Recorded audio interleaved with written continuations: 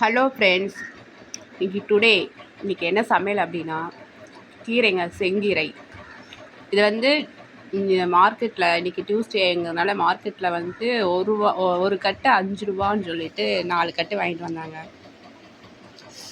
ஆனால் கீரை இங்கே பரவாயில்லங்க, 5 ரூபாய்க்கு கொடுக்குறாங்க. வெளியெல்லாம் வாங்கினா 10 ரூபா.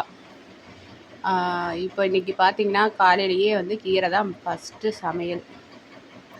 பசங்களுக்கும் டிஃபனுக்கு கொடுக்குறக்கும் நமக்கும் சரியாக இருக்குங்க. 4 கட்டு இப்போ பார்த்திங்கன்னா கட் பண்ணிகிட்ருக்கேன்.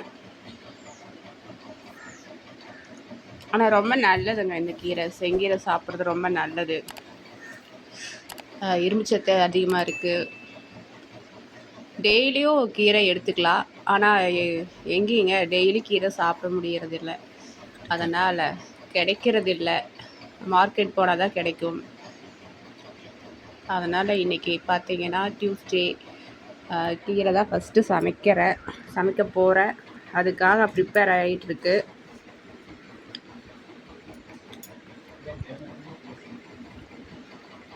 கீரையும் செஞ்சுட்டேன், தோசையும் செஞ்சுருக்கேங்க. டிஃபனும் செய்வேன். காலைல சாப்பிட்டு போகும்போது சாப்பிட மாட்டாங்க.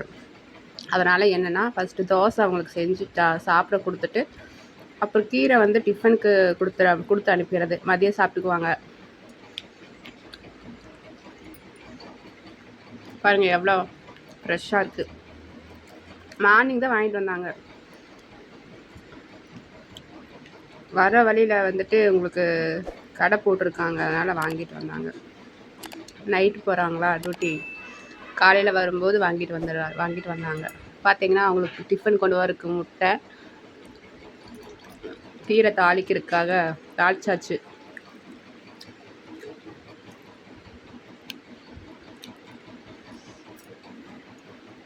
தக்காளியும் போடுவேன். நீங்களாம் போடுவீங்களான்னு தெரியல. நான் தக்காளி யூஸ் பண்ணுவேன். எதனால்னா தேங்காய் போடுறோம் இல்லையா, கெட்டுரும். இப்போ தக்காளி சேர்த்துட்டோம்னா கீரை வந்து கெடாதுங்க. இல்லைன்னா வெறும் தேங்காய் போடும்போது சீக்கிரமாக கெட்டுரும் கீரை. அதனால தான் தக்காளி சேர்த்துட்டோம்னா கீரை பொரியல் கெடாதுங்க. புளிப்பு சேர்த்துற எந்த உணவும் கெட்டு போகாது. அதுக்காக தான் தக்காளி. ஏன்னா மார்னிங்கே சமைக்கிறேன், மதியம் இதுதான் சாப்பிடுவேன். கெட்டு போகிறதுக்கு வாய்ப்பு அதிகம். அதனால தான் தக்காளி பழம் சேர்த்துருக்கோங்க. கடலப்பருப்பும் போடுவேன்.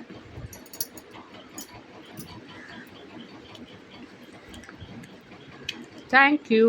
பார்த்ததுக்கு ரொம்ப நன்றி.